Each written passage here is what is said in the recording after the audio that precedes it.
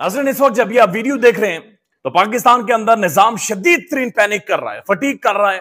पाकिस्तान के अंदर हर चीज को रौंदा जा रहा है, तबाही फैलाई जा रही है, लाकानूनियत की इंतहा है, कवानीन की धज्जियां उड़ा दी गई हैं, तबाही फैली जा रही है। यानी हर तरह का जुल्म, जबर, ज्यादती, धौंस, धमकी, जो कुछ हो सकता है वो हो रहा है और निजाम शदीद तरीन पैनिक कर रहा है। बल्कि तख्ते रायवंश को, तख्ते लाहौर को, शरीफ खानदान की पॉलिटिक्स को, जाती उमरा की पॉलिटिक्स को, शरीफ खानदान की पंजाब कंट्रोल पॉलिटिक्स को बचाने के लिए निजाम हरकत में आया हुआ है और शरीफ खानदान की सियासत अपनी आखिरी सांसें ले रही है।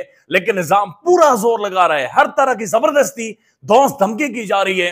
तहरीक इंसाफ की शख्सियात की जो काजाद नामजदगी है, थोक के हिसाब से हर घंटे, हर मिनट, हर 10 मिनट बाद काजाद नामजदगी मुस्तरद किए जा रहे हैं, औने पौने इन्हें अजीबोगरीब से इल्जाम लगाए जा रहे हैं और काजाद नामजदगी मुस्तरद किए जा रहे हैं। बहुत सारे साफी सिद्दीक जान साहब भी ये रिपोर्ट कर रहे हैं कि शरीफ खानदान की जानिब से बाकायदा से लिस्टें दे दी गई हैं, लिस्टें प्रोवाइड की गई हैं कि जनाब ये वो लोग हैं, ये प्रोमिनेंट शख्सियात हैं, इनके काजाद नामजदगी मुस्तरद कर दें, उठा लें, गिरफ्तार कर लें, टांगे तोड़ दें, बाजू मरोड़ दें, धक्के दे दें, जो मर्जी करें, लेकिन बराए मेहरबानी इस वक्त हमें बचाएं। और पूरा निजाम कोशिश कर रहा है, पूरी तरह से कोशिश कर रहा है कि किसी तरह से शरीफ खानदान की पॉलिटिक्स को बचाया जा सके। आगे चल के आपको वीडियोस भी दिखाते हैं, लेकिन बड़ी खबर, सनम जावेद की काजाद नामजदगी मुस्तरद कर दिए गए हैं।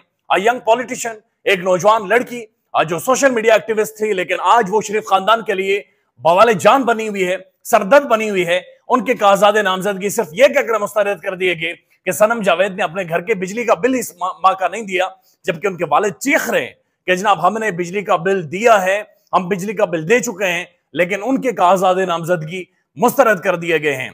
उसके बाद अगर आप जाते हैं सियालकोट की जानिब, तो सियालकोट में उस्मान डार की जो वालदा हैं, रिहाना डार साहिबा, उनके काजाद नामजदगी भी मुस्तरद कर दिए गए हैं। और उससे पहले उमर डार को रात की तारीकी में उठाया गया और बहुत सारे साफी तजिया कर रहे, खबर दे रहे हैं कि उमर डार को इसलिए उठाया गया ताकि ख्वाजा आसिफ को वॉक ओवर दिया जाए और रिहाना डार के ऊपर इतना प्रेशर डाला जाए, इतना उन्हें दबाया जाए, बेटे की उन्हें धमकी दी जाए ताकि वो ख्वाजा आसिफ के सामने दस्तबरदार हो जाए। और ख्वाजा आसिफ के लिए जो कौमी असम्बली में खड़े होकर खवातीन को किसी को ट्रैक्टर ट्रॉली कहते रहे, किसी को कूड़ा क्रिकेट कहते रहे, तो ख्वाजा साहब जो मजाक करते हैं, जो ठट्ठे उड़ाते हैं खवातीन के, उनके लिए एक खातून अजाब बन गई है और खातून को रास्ते से हटाया जाए। इसलिए कोशिश की जा रही है कि उमर डार का प्रेशर भी हो और उनके काजाद नामजदगी भी मुस्तरद कर दिए गए हैं।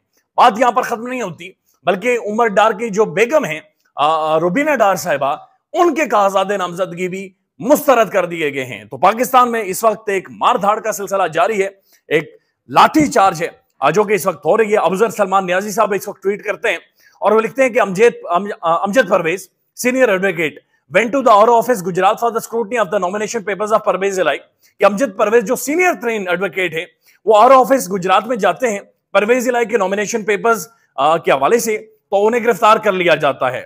Same Amjad Parvez was given full protocol when he went for the scrutiny of the nomination papers of Nawaz Sharif. यही अमजद परवेज जब RO ऑफिस में नवाज शरीफ के, जो कि एक इस वक्त ताहयात नाअहल हैं, जो प्रोक्लाइम्ड ऑफेंडर हैं, जो भगोड़े हैं, जो मुल्क से भाग कर गए थे, जो डील के मास्टर्स हैं, उनकी पॉलिटिक्स को बचाने के लिए जो निजाम कोशिश कर रहा है, जब उनके काजाद नामजदगी लेकर यही एडवोकेट जाता है RO ऑफिस में, उन्हें प्रोटोकॉल दिया जाता है, उन्हें चाय पिलाई जाती, उन्हें खाने खिलाए जाते हैं, उन्हें सलूट मारे जाते हैं और ये सारा निजाम बाकायदा से हो रहा है। इसकी वीडियो भी मौजूद है, मोनिस सलाई ने इसकी वीडियो भी अपने ट्विटर से जारी की है कि RO ऑफिस के अंदर से हमारे वकला अमजद परवेज साहब, सरदार रजाक साहब और गुजरात के 6 वकला को कागजात समेत अगवा कर लिया गया है। प्रोपोजर और सेकेंडर के बाद अब वकला भी गायब किए जा रहे हैं। यानी शदीद तरीन फटीग है, पैनिक का जो कि फैला हुआ है। फहीम अख्तर साहब इसके ऊपर ट्वीट करते हैं और लिखते हैं कि हंसते हुए ट्वीट करते हैं कि मोनिस सलाई साहब आपने मास्टर स्ट्रोक खेला है, इलेक्शन कमीशन के वकील अमजद परवेज साहब को अपना वकील बनाकर, और वो खुद देख रहा है कि कैसे साफ शफाफ इलेक्शन हो रहे हैं। अमजद परवेज साहब इलेक्शन कमीशन ऑफ पाकिस्तान के भी वकील है और ये मुख्तलिफ फोरम्स के ऊपर जाकर ECB को रिप्रेजेंट करते हैं। तो इलेक्शन कमीशन ऑफ पाकिस्तान अब ये किस मुंह से कह सकता है, किस मुंह से, यानी मैं कौन से अल्फाज इस्तेमाल करूं कि किस डिटाई के साथ वो सारी चीजों को देख रहे हैं और वो कह रहे हैं कि इलेक्शन साफ शफाफ है, इलेक्शन ठीक हो रहे हैं। यानी ये मजाक है जो इस मुल्क में 25 करोड़ अवाम के साथ मजाक और शुगल है जो कि इस वक्त किया जा रहा है। उसके साथ साथ खबरें जा रहे हैं सियालकोट से, कौमी असम्बली के हल्का NA 71 से पाकिस्तान तहरीक इंसाफ के साबिक रहनुमा उस्मान डार की वालदा की काजाद नामजदगी मुस्तरद कर दिए गए हैं और उनके ऊपर इल्जामात लगाने वालों का यह कहना है कि उन्होंने कोई 4 लाख रुपए की सोशल सिक्योरिटी की फी थी, वो नहीं दी है। साबिर शाकिर साहब इसके ऊपर ट्वीट करते हैं कि सियालकोट से पहले 2 नतीजे आ गए हैं। उस्मान डार की वालदा और उमर डार की अहलिया के काजाद नामजदगी मुस्तरद कर दिए गए हैं। शाम तक ऐसी बेशुमार खबरें आएंगी, यानी शाम तक और भी खबरें आएंगी और भी लोगों के काजाद नामजदगी मुस्तरद कर दिए जाएंगे। उसके बाद अली मुमताज साहब ट्वीट करते हैं कि वकील कहते हैं कि हमारे पास हाई कोर्ट के ऑर्डर्स हैं। वो कहते हैं चल हट, हाई कोर्ट क्या चीज है हमारे सामने। तासुर यही दिया जा रहा है कि पुलिस के आगे अदालतें और जजेस की कोई औकात नहीं है।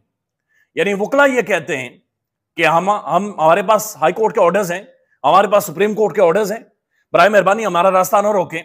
पुलिस ये कहती है, एसएचओ ये कहता है कि जनाब हट, आगे से हट, आगे से हट, और अगर नहीं हटता बंदा तो उसे धक्के मारे जाते। और ये कोई मजाक नहीं है कि धक्के मारे जाते। ये वीडियो देखें, ये सलमान अकरम राजा साहब आगे जा रहे हैं और सलमान अकरम राजा साहब के साथ ये जो तजवीज कुनिंदा और ताइद कुनिंदा जा रहे हैं, इनका हाल क्या किया गया है, इनके साथ किस तरह से धक्के मारे गए हैं। और ये जो लोग खड़े हैं इनका हुलिया भी देखें, चादरें इन्होंने ओढ़ी हुई हैं, मास्क इन्होंने लगाए हुए हैं, टोपियां इन्होंने लगाई हुई हैं, लेकिन ये धक्के कैसे मार रहे हैं वो सिर्फ आप अपनी इस वीडियो में मुलाहिजा करें। ये कोर्ट के ऑर्डर के बावजूद जो है शेख इम्तियाज साहब के प्रपोजल को लेके जा रहे हैं।